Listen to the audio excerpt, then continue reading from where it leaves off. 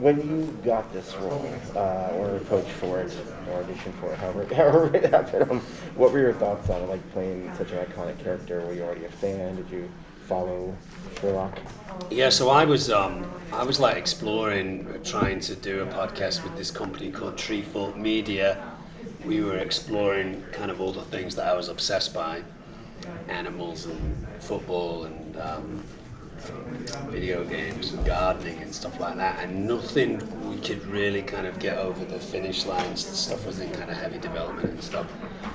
Excuse me. And then we just hit upon this idea of the world of Sherlock and looking at it from this angle of Moriarty. You know, I think we all kind of thought that it was fascinating to kind of look at these iconic characters and just kind of shift that point of view, you know.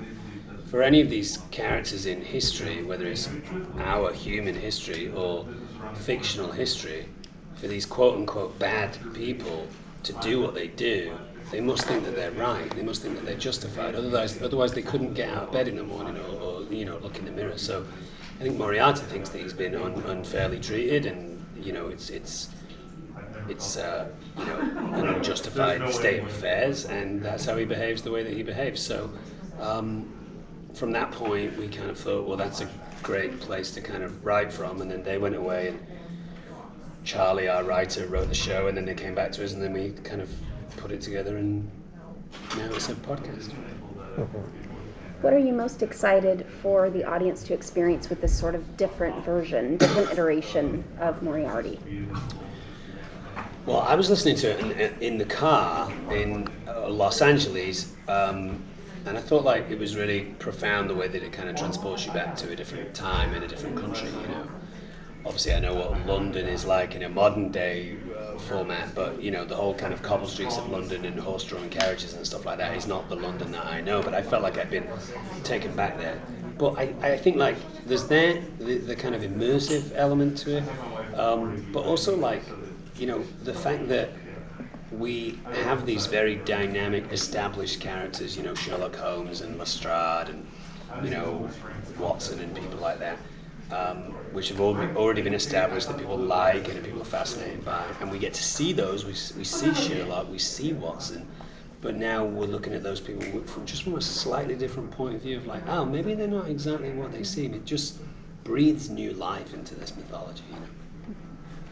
I was wondering if you could talk about your relationship with Billy Boyd. You guys have worked together before. You have friendship. You have podcasts together. What's it like working on a project like this with your friend that you've known for years? Yeah, I mean, as I'm sure you guys can empathize with, anytime you get a chance to work with your friends, your days are just easier, you know.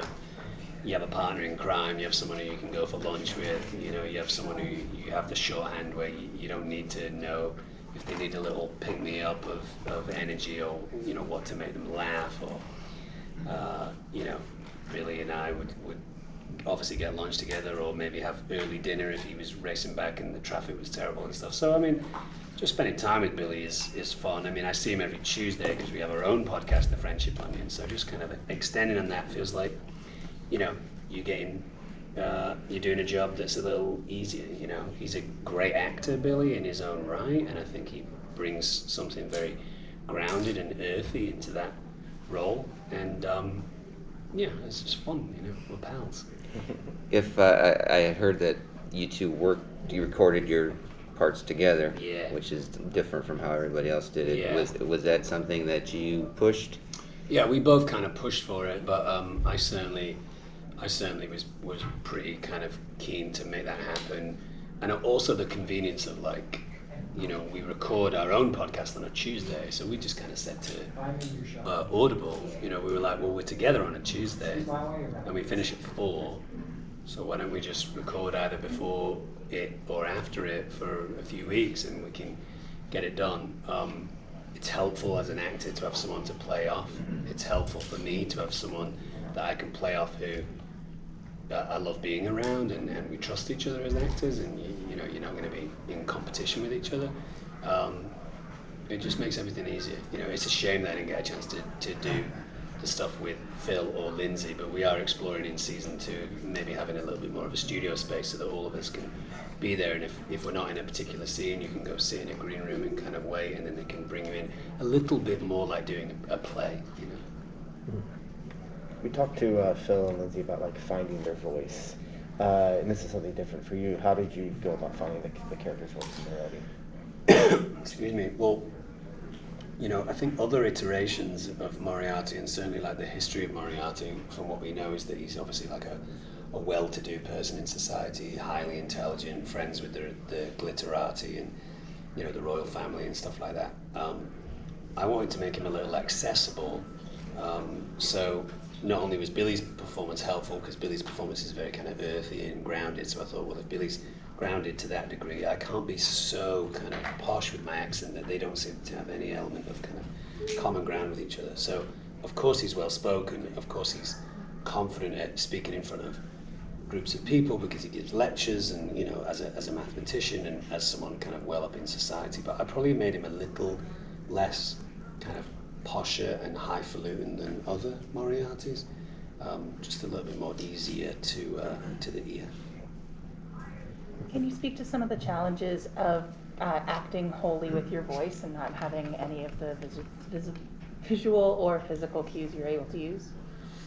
I don't think it's that different. We were just doing a panel about that, and I certainly don't approach it any differently. You know, for me, it's like, how can I make this character feel real and breathable? So I always kind of fill in the gaps. You know, obviously Stanislavski's very keen on like the imaginary if and things like this, and what would happen when the scene ends, what would that character do? So for me, I'm always kind of thinking, okay, how does he wake up in the morning? How does he have his breakfast? How does he have his coffee? What happens if someone cuts him off on the street? What happens if someone shortchanges him? Or how would he fall in love with someone? So I did that kind of work, and then you just bring all of those answers in your mind to the character with the script. But in terms of like, you know, if I'm running in a scene, there were times where, you know, the people would be like, hey, you can't actually run because it's going to like mess up the mind. But I would try as hard as I can to be as close to that without ruining it. So if he's upset, I would try and get upset. If he's excited, I would try and be excited. If he's talking to Rose, who he's in love with, it's completely different in the way that he you know, presents himself than if he's in an argument with Moran. So doesn't really feel any different. Maybe it should feel different. Maybe I've done it all wrong.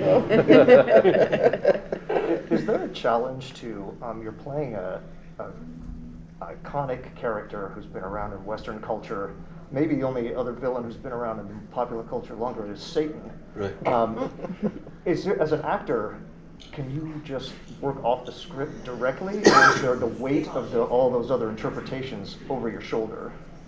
I think you have to, you know, you have to take it as a singular piece of work, because if I started to kind of look at previous Moriartys outside of the books, I obviously looked at Moriarty in the book, but, you know, the Moriartys of, you know, recent movies or recent TV shows, I think you find yourself unfortunately being too influenced by that. Maybe you're doing a slight impression of that, or, you know, so I avoided the great Moriartys that I have seen in films and TV shows, you know, once I knew I was going to play Moriarty in this version. But certainly obviously read about how Conan Doyle felt about Moriarty, because that's the source material, you know. It has to be your version of it, otherwise it's like the Joker, you know, like, I don't think, obviously Joaquin is like hugely aware of what Ledger did as the Joker, and Ledger's aware of what Nicholson did as the Joker, but if they start to kind of watch that and study it, then it bleeds, and then you have people going, oh, I see that little trick, I see that little thing that you cheated, so I tried to stay away from it.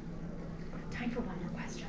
Was there a personal element? We got a Manchester United scarf on. Of course I do, just for you. Good. Was there a personal element of your love of that character that you had to add to your voice while you were doing this?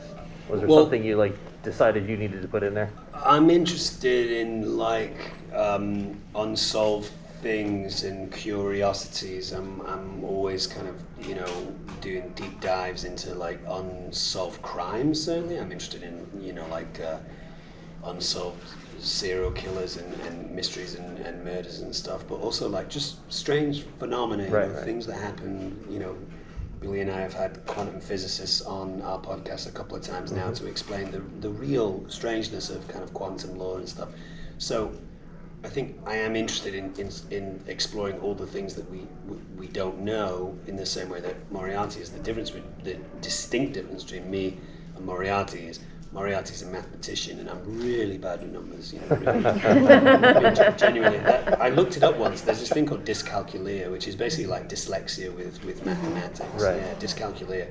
Like I can't subtract things. I can't do division. I can't do multiplication. I can add even numbers. I struggle with odd numbers. This is what happens with me, right? Just very briefly.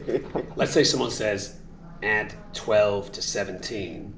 What happens is, in my brain creates a picture of 12 pieces of chalk, and then it creates a picture of 17 pieces of chalk, and then it brings those two things together and asks me to count the new picture.